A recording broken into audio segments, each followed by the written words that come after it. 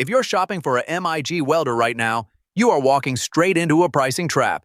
I've thoroughly researched the top models across every budget tier, and one welder under $300 consistently outperforms machines costing nearly twice as much.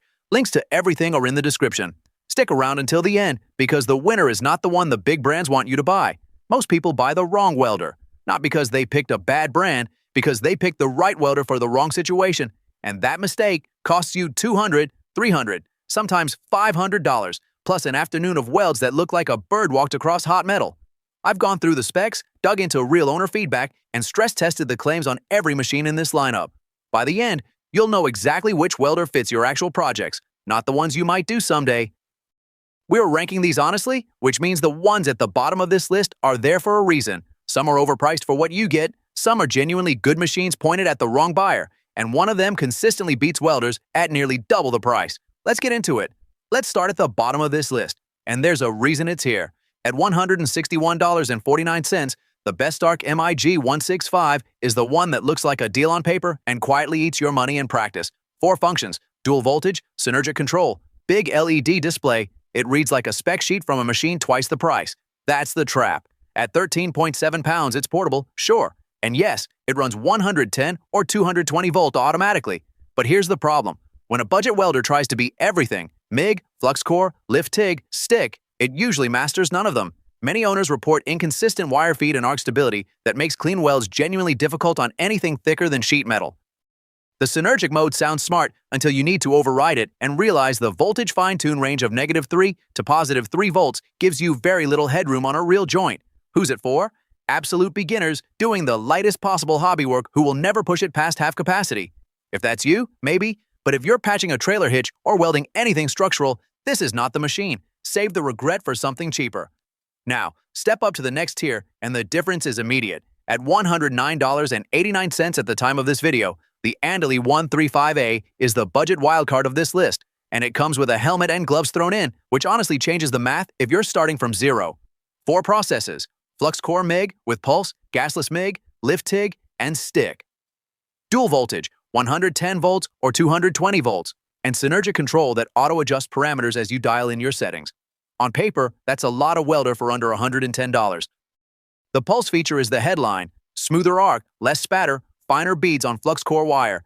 It handles mild steel up to 5 mm thick and supports .030, .035, and .040 wire. For a beginner, building a parts list from scratch, the bundled auto-darkening helmet alone saves you $30 or $40 right there.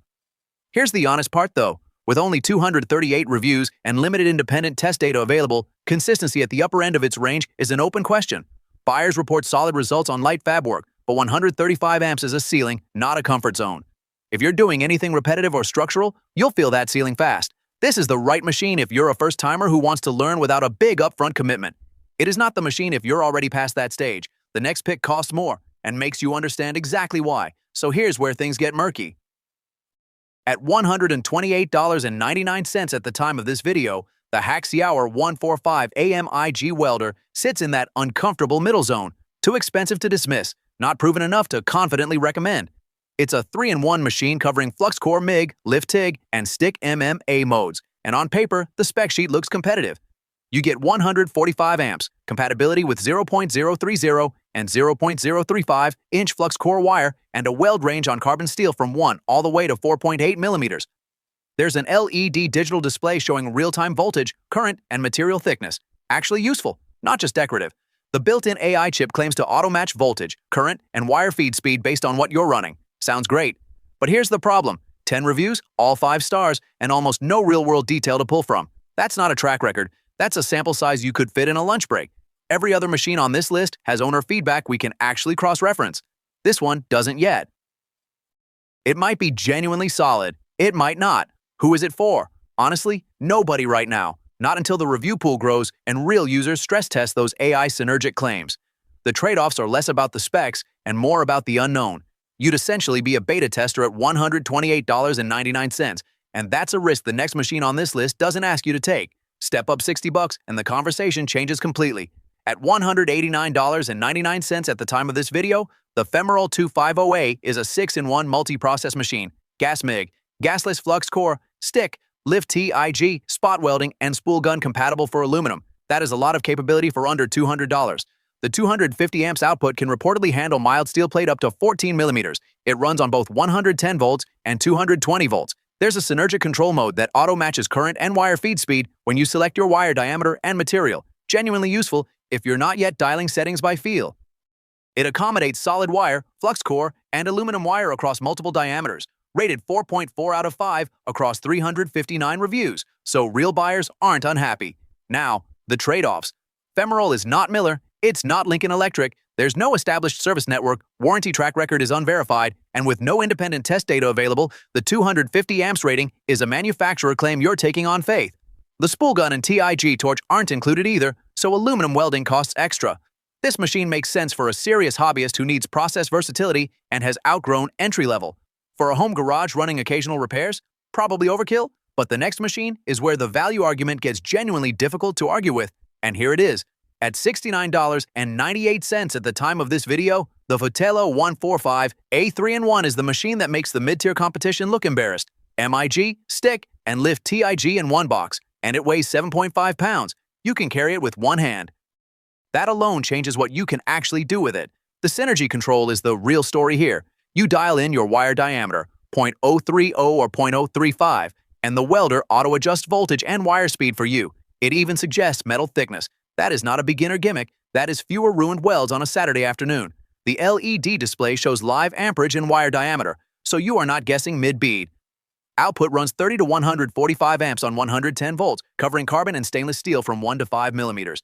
The box includes the MIG torch, ground clamp, electrode holder, flux core wire, contact tips, rods, gloves, goggles, ready in minutes. Rated 4.5 stars across 129 reviews. Now the trade-offs, TIG torch is not included, so that third mode costs extra. And 145 amps on 110 volts has its ceiling. Heavy structural work is not this machine's job, but for home repairs, garage DIY, and outdoor metalwork? At $70, the value argument is genuinely difficult to argue with. So, let's cut to it. 5 models, real differences, one right answer for most of you. On pure power delivery, the gap between the bottom and top of this list is not subtle. You feel it immediately. Durability follows the same ladder.